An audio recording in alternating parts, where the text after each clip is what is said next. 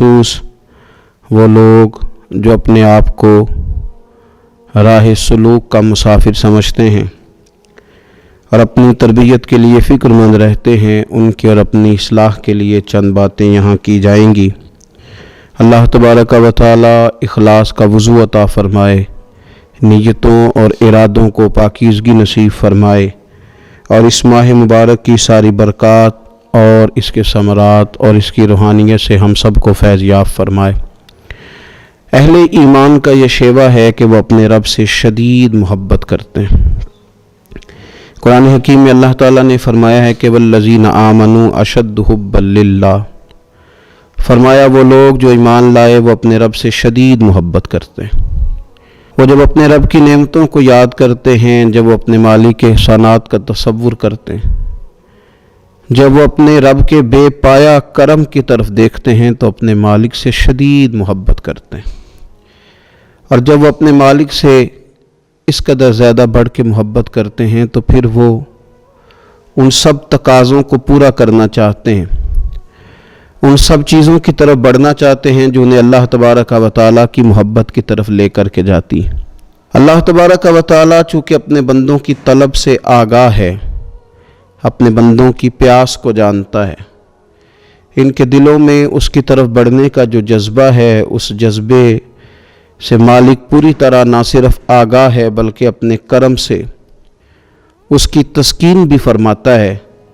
تو اللہ تبارک و تعالیٰ نے وہ سارے راستے ہمیں عطا فرمائے جو رب کریم کی محبت کی طرف ہمیں لے جاتے ہیں اور اس کی محبت کی لذت ہمارے دلوں کے اندر پیدا کرتے ہیں۔ جب اہل ایمان اللہ سے بڑھ چڑھ کے محبت کریں اور اپنے مالک کی طرف وہ سب سے زیادہ اپنے قدموں کو، اپنے دلوں کو، اپنی توجہ کو بڑھائیں تو انہیں کچھ کام ایسے ہیں جو زیادہ کرنے چاہیے۔ ان کاموں میں سے ایک بڑا کام یہ ہے کہ وہ اپنے رب کی عبادت کریں۔ عبادت تو رب کے ہر حکم کو تسلیم کر لینے کا نام ہے، لیکن ہمارے ہاں عبادت کا تصور اکثر نماز کے لیے لیا جاتا ہے۔ قرآن حکیم میں اللہ تعالیٰ نے ارشاد فرمایا یا ایھا الناس اعبدوا ربکم الذی خلقکم والذین من قبلکم لعلکم تتقون، فرمایا لوگوں اپنے رب کی عبادت کرو جس نے تمہیں پیدا کیا اور تم سے پہلے لوگوں کو پیدا کیا، اور اس امید پر اپنے رب کی عبادت کرو کہ لعلکم تتقون، تاکہ تم پرہیزگار بن جاؤ۔ اپنے مالک کے حضور اپنی پیشانی کو جھکا دینا عبادت انتہائی درجے کی عاجزی کو کہتے ہیں۔ اپنی پیشانی کو، اپنے ناک کو، اپنے پورے وجود کو اپنے مالک کے حضور انتہائی عاجزی کے ساتھ جھکا دینا، اور ساری بلندیاں اور ساری رفعتیں اور ساری عظمتیں رب ہی کی تسلیم کرنا، اس کا نام عبادت ہے۔ اللہ کے حضور جب رب کریم کا بندہ اپنے آپ کو جھکا دیتا ہے اور اس کے حضور وہ انتہائی عاجزی کرتا ہے تو اس کا معنی یہ ہے کہ وہ اپنے رب کی عبادت کر رہا ہے۔ رسول کائنات صلی اللہ تعالیٰ علیہ وسلم نے مختلف چیزوں کو مختلف مواقع پر ہمارے لیے بیان کر کے ہمارے دلوں میں ان چیزوں کی محبت بڑھائی۔ اس رمضان المبارک میں خاص کر کے ہمیں ان چیزوں پر توجہ کرنی ہے۔ میری نظر میں وہ 4 چیزیں ہیں، اگرچہ ان کو اور بھی بہت ساری چیزوں پر تقسیم کیا جا سکتا ہے، اور بھی کئی چیزیں اس میں شامل کی جا سکتی ہیں، لیکن اہم چیزیں 4۔ ایک تو نماز کا پڑھنا، نوافل کا پڑھنا، رات کو قیام کرنا، سحری کے لیے تو اٹھنا ہی ہے، تو اٹھتے وقت تہجد کی نماز کو اہمیت دینا، نماز تراویح کو ذرا شوق کے ساتھ ادا کرنا، نفل کا قیام کرنا، عبادت کے لیے اپنے آپ کو تیار کرنا، اور دوسرے نمبر پر قرآن حکیم کی تلاوت کو ذوق شوق کے ساتھ کرنا، اپنا محبت کا، پیار کا رشتہ قرآن پاک کے ساتھ مضبوط کرنا، اور تیسرا کثرت کے ساتھ استغفار پڑھنا، اپنے مالک سے اپنے گناہوں کی معافی مانگنا، آئندہ گناہ نہ کرنے کا عہد کرنا، اور چوتھا دعائیں مانگنا۔ یہ 4 چیزیں اگر تھوڑی توجہ کے ساتھ اس ماہ مقدس میں روزانہ کے معاملات میں شامل کر لی جائیں، نماز، تلاوت قرآن مجید، استغفار اور دعا، آپ دیکھیے کہ نبی کریم صلی اللہ تعالیٰ علیہ وآلہ وسلم نماز کے اندر محو رہنے کو پسند کرتے تھے۔ حضور نماز کے اندر شامل رہنے کو اور نماز کو بار بار ادا کرنے کو پسند کرتے تھے۔ ہر موقع پر حضور نماز ادا فرماتے، ہر موقع پر۔ سورج گرہن ہے تو نماز ہو رہی ہے، چاند گرہن ہے تو نماز ہو رہی ہے، بارش نہیں ہوتی تو قریب محبوب علیہ السلام نماز ادا کر رہے ہیں، بارشیں کثرت سے ہونے لگی، طوفان اور آندیاں آنے لگیں تو حضور نماز ادا فرما رہے ہیں۔ جنگ کے موقع پر، بدر کے موقع پر لوگوں کی، صحابہ کی صفیں درست کر کے حضور خود مصلی پر تشریف لے گئے اور نماز شروع کر لی۔ تو ہر وقت نماز کی طرف حضور کی توجہ ہمیں بتاتی ہے کہ نماز پڑھنا، نفل پڑھنا، عبادت کرنا یہ کتنا دلچسپی والا کام ہے، اور مسلمان کا اس کے ساتھ شوق کس قدر زیادہ ہونا چاہیے۔ آج ہم زیادہ بے چین اس لیے رہتے ہیں کہ ہمارا تعلق باقی سب چیزوں سے مضبوط ہوا لیکن مصلی کے ساتھ کمزور ہوا۔ ہماری بہت ساری اس دور کی جدتوں نے ہم سے ہمارے مصلی کی، استغفار کی، تلاوت کی، دعا کی لذت چھینی۔ اگر ہم تھوڑا لوٹ کر کے آئیں اور کچھ گھنٹوں کے لیے، کچھ وقت کے لیے، کچھ ٹائم کے لیے، اگرچہ وہ مختصر ہی کیوں نہ ہو، ہم اپنے معمولات جو عبادت کے تعلق سے ان کو مضبوط کریں، موبائل بند کیے جائیں، ایک کونا تلاش کیا جائے، کوشش کی جائے تنہائی کرے انسان اپنے مالک کے ساتھ۔ نبی پاک صلی اللہ تعالیٰ علیہ وآلہ وسلم نے جو ہمیں طریقے بتلائے ہیں، ان طریقوں کی روشنی میں انسان اکیلا بیٹھے اپنے مالک کے حضور اور خوب اس کی بارگاہ میں نفل پڑھے، تلاوت کرے، استغفار پڑھے، پھر دعائیں مانگے، اپنے لیے بھی مانگے، امت کے لیے بھی مانگے، اپنے لیے بھی مانگے، اپنوں کے لیے بھی مانگے، سب کے لیے اللہ کے حضور سے وہ خیر طلب کرے۔ حضرت سیدنا زید بن ثابت رضی اللہ تعالیٰ عنہ ارشاد فرماتے ہیں، مجمع الزوائد میں، مسند امام احمد بن حنبل میں یہ حدیث موجود ہے۔ آپ فرماتے ہیں کہ میں نبی پاک صلی اللہ تعالیٰ علیہ وسلم کے ساتھ اکثر نماز کے لیے جایا کرتا تھا، تو میں انفرادی انداز دیکھتا نبی پاک صلی اللہ تعالیٰ علیہ وسلم کا کہ حضور جب نماز کے لیے چلتے تو چھوٹے چھوٹے قدموں کے ساتھ چلتے۔ جو نبی پاک صلی اللہ تعالیٰ علیہ وسلم کا روٹین میں چلنے کا انداز ایک کریمانہ تھا، اس سے ہٹ کر حضور مختصر قدم اٹھاتے اور نماز کے لیے تشریف لے جاتے۔ میں اس خوبصورت ادا پر توجہ کرتا تو میرے قریب محبوب صلی اللہ تعالیٰ علیہ وسلم نے مجھ سے فرمایا، زید تم جانتے ہو میں مختصر قدم کیوں اٹھاتا ہوں؟ حضور دلوں کا حال جانتے ہیں نا، تو فرمانے لگے تمہیں خبر ہے میں اختصار کے ساتھ قدم کیوں اٹھاتا ہوں؟ عرض کی یا رسول اللہ صلی اللہ تعالی علیہ وسلم کرم نوازی فرمائیے، بتا دیجئے۔ تو حضور فرمانے لگے کہ جب تک انسان نماز کی طلب میں رہتا ہے نا، وہ نماز ہی میں رہتا ہے۔ وہ جب نماز کی طلب میں ہوتا ہے تو نماز ہی میں ہوتا ہے۔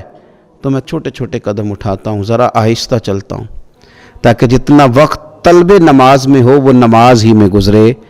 ذکر حبیب کم نہیں وصل حبیب سے، محبوب کا ذکر بھی اس سے ملاقات ہی ہوتا ہے۔ تو یہ جو سفر ہے نا نماز کے لیے جانے کا، میں چاہتا ہوں کہ یہ ذرا لمبا ہو جائے، اس میں ذرا وقت ملے تاکہ مالک کے ساتھ میں جڑا رہوں، میرا تعلق مضبوط رہے۔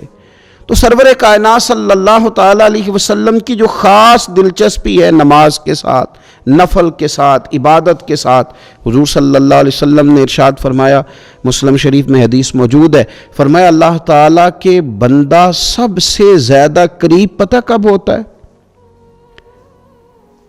پہلے تو ذرا ان لفظوں کا حسن ملاحظہ کریں کہ بندہ اور رب کے قریب، بندہ اور اپنے مالک کے قریب، وہ بندہ کتنی شان والا ہے، اس کا مقدر آج کتنے عروج پہ ہے جو اپنے رب کے قریب ہو گیا۔ حضور فرمانے لگے غلاموں سنو، بندہ اپنے رب کے سب سے زیادہ قریب سجدے کی حالت میں ہوتا ہے، لہذا فرمایا سجدوں میں کثرت سے دعا کیا کرو، گویا اس سے مانگ لیا کرو سجدوں میں، اب تمہارا قرب ہے، اب تم جب کشکول طلب دراز کرو گے تو وہ تمہیں عطا کرے گا۔ جب تم نے اپنا سر سجدوں میں رکھا ہو تو پھر اپنی آرزویں لے آؤ ساری، اب رب تمہارے کشکول بھرے گا، تمہیں خیرات ملے گی، تمہاری طلب سے بڑھ کر تمہیں عطا کیا جائے گا۔ تو عبادت کے ساتھ جب آپ کا تعلق ہوتا ہے تو آپ قرب الہی میں ہوتے ہیں، اللہ کے قریب چلے جاتے ہیں۔ شرط یہ ہے کہ تھوڑی دیر بھول جائیں موبائل کو، تھوڑی دیر چھوڑ دیں دنیا داری کے خیالات، تھوڑی دیر وہ ایک دن چھوڑ کے سارا کچھ بھی تو جانا ہے نا اللہ کے حضور۔ تو آج بھی اگر کچھ کچھ وقت کے لیے ترک کیا جائے، اسلام میں رہبانیت نہیں، لیکن حضور تہجد کی نماز پڑھتے تھے، حضور اعتکاف کرتے تھے، غار حرا میں وقت گزارا نبی پاک علیہ السلام۔ کچھ وقت تو ایسا ہو جو انسان اپنے رب کے ساتھ گزارے، اللہ کے ساتھ اپنے تعلق کو وہ مضبوط کرے۔ دیکھیے حضرت سیدنا یوسف بن عبداللہ بن سلام رضی اللہ تعالیٰ عنہ، یہ حضرت عبداللہ بن سلام رضی اللہ تعالیٰ عنہ معروف صحابی رسول صلی اللہ تعالیٰ علیہ وسلم کے صاحبزادے ہیں۔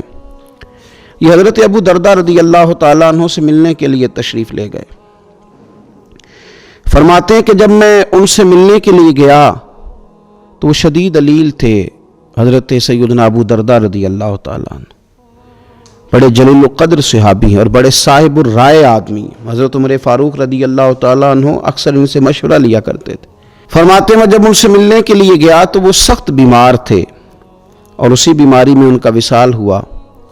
میں ان سے ملنے گیا تو وہ مجھ سے کہنے لگے کہ بھتیجے، حضرت عبداللہ ابن سلام کے بیٹے ہیں نا یوسف بن عبداللہ، تو وہ چونکہ ان کا دوستانہ تھا، کہنے لگے بھتیجے تم اس شہر میں کس طرح آئے؟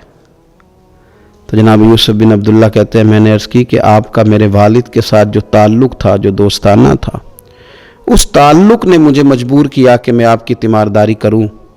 تو فرماتے میں تو تیمارداری کرنے گیا تھا، ان کا حال پوچھنا تھا، لیکن یہ لوگ جو حضور کے دین کی تبلیغ کے لیے جذبات رکھتے تھے اور ایک دوسرے کو اللہ کی جانب متوجہ کرنے کا جو جذبہ رکھتے تھے، وہ بڑا انوکھا ہے۔ ایک شخص تیمارداری کرنے گیا ہے تو حضرت سیدنا ابو درداء رضی اللہ تعالیٰ عنہ فرمانے لگے بھتیجے میں اس وقت اس کیفیت میں ہوں کہ جھوٹ بولنا بہت برا ہے، یعنی جھوٹ بول ہی نہیں سکتا کہ اس بیماری میں ہوں کہ جس میں مجھے لگتا ہے کہ میں دنیا سے چلا جاؤں گا۔ فرمانے لگے اللہ کی قسم میں نے خود رسول پاک صلی اللہ علیہ وسلم سے سنا ہے کہ جو شخص اچھے طریقے سے وضو کرے، وہ تیمارداری کرنے آئے اور یہ ان کو نماز کی طرف، عبادت کی طرف مائل کر رہے ہیں۔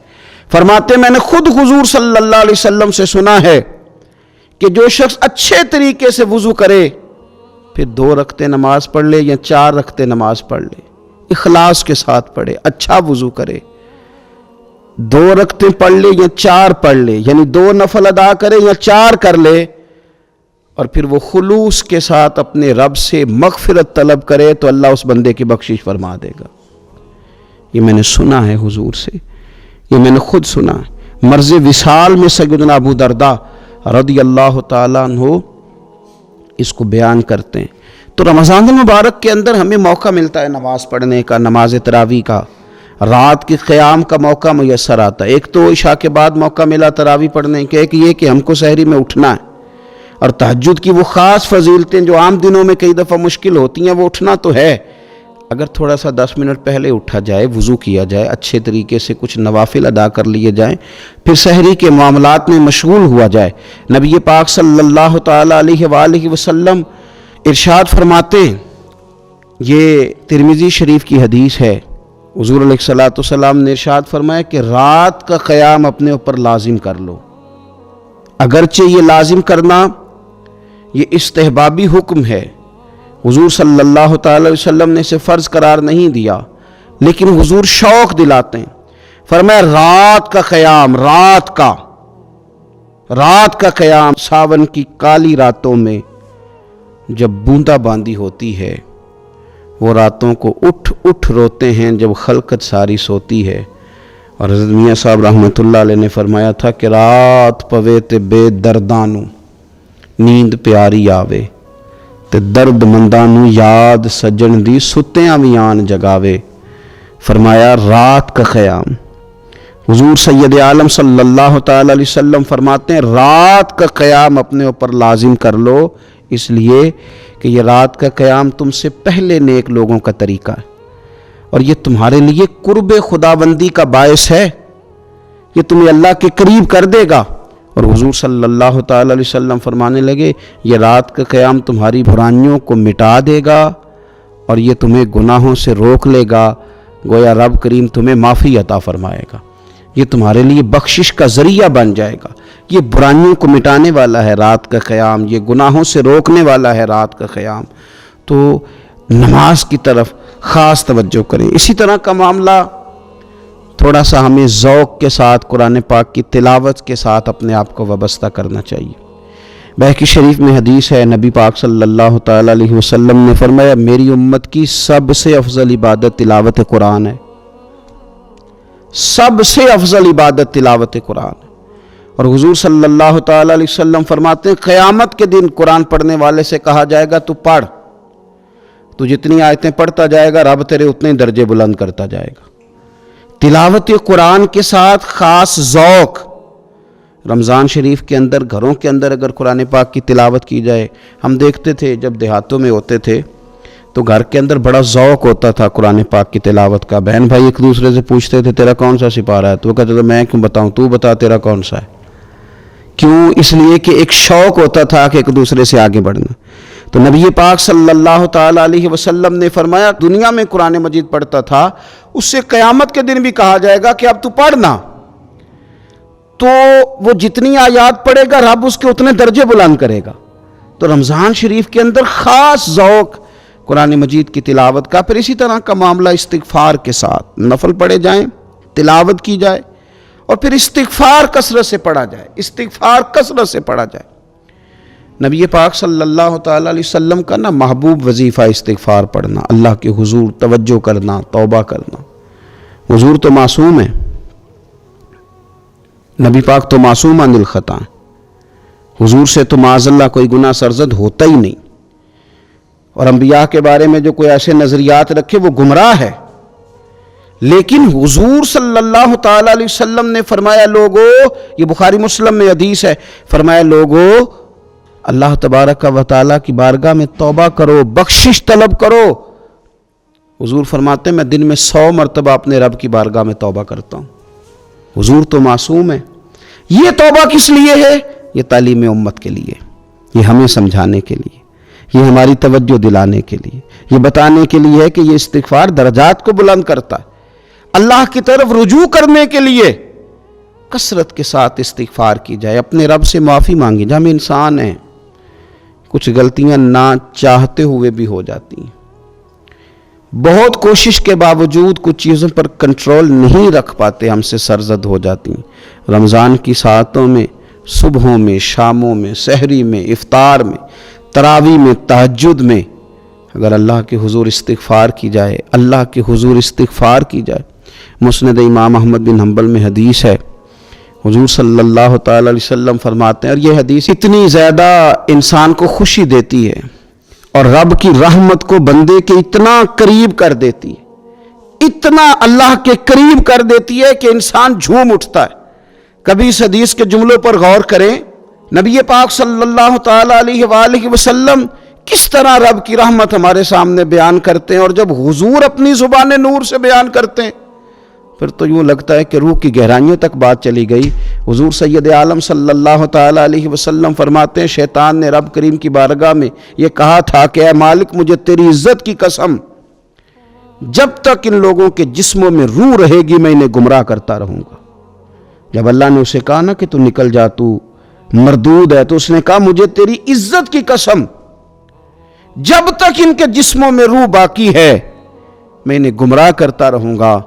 تو میرے کریم محبوب علیہ السلام، مدینے والے پیارے حبیب علیہ السلام فرماتے ہیں، رب کریم نے فرمایا سن و ابلیس، اگر تو یہ قسم اٹھاتا ہے کہ تو جب تک ان کے جسموں میں روح ہے انہیں گمراہ کرتا رہے گا، تو پھر مجھے بھی اپنی عزت اور جلال کی قسم، یہ جب تک مجھ سے معافی مانگتے رہیں گے میں انہیں معاف کرتا رہوں گا، میں بھی انہیں معاف کرتا رہوں گا، یہ جب جب مجھ سے بخشش مانگیں گے، جب جب مجھ سے بخشش مانگیں گے۔ اس یہاں سے کبھی ہم نے کنارہ نہ کیا، اور تو نے بھی تو دل آزردہ ہمارا نہ کیا، ہم نے تو جہنم کی بہت کی تدبیر، پر میرے مولا تیری رحمت نے گوارا نہ کیا۔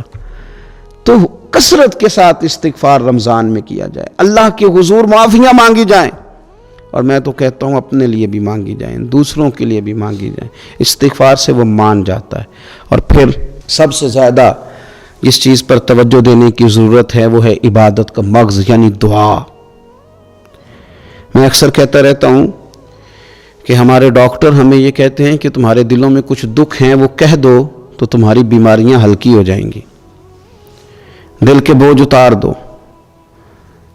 تم کہہ دو کسی سے اپنے غم تاکہ تمہارے دل ہلکے ہو جائیں. اب کچھ غم بڑے ذاتی قسم کے ہیں، بندہ کسی سے کہہ ہی نہیں سکتا. بڑی نجی قسم کے کچھ دکھ ہیں، کسی سے کیسے بیان کرے. تو ہمارے دین نے ہمیں دعا سکھائی. معنی کیا ہے؟ جو کسی سے نہیں کہہ سکتے وہ رب رسول سے کہہ دو تاکہ تمہارا دل بھی ہلکا ہو، تمہاری عزت بھی محفوظ رہے.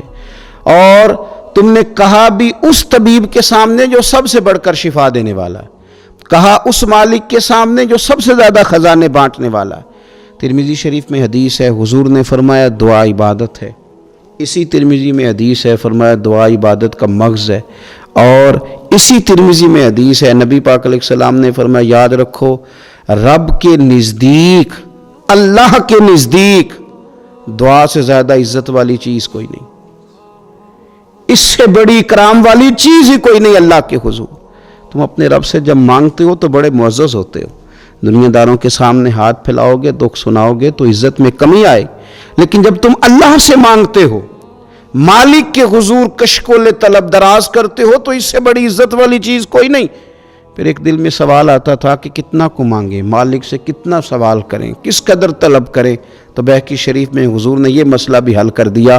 اللہ کے پیارے حبیب علیہ السلام نے فرمایا ہر چیز اپنے رب سے مانگ لو، ہر چیز اپنے رب سے طلب کرو، حتیٰ کہ نمک ہی کیوں نہ ہو، وہ بھی مانگنا ہو تو مالک سے ہی مانگو. اللہ کے حضور عرض کرو اس کے پیارے محبوب علیہ السلام کے غلاموں، تمہارے ہاتھ وسیلہ جو آ گیا ہے مدینے والے محبوب کا، اس کی بارگاہ سے مانگو، بار بار مانگو، کئی بار مانگو.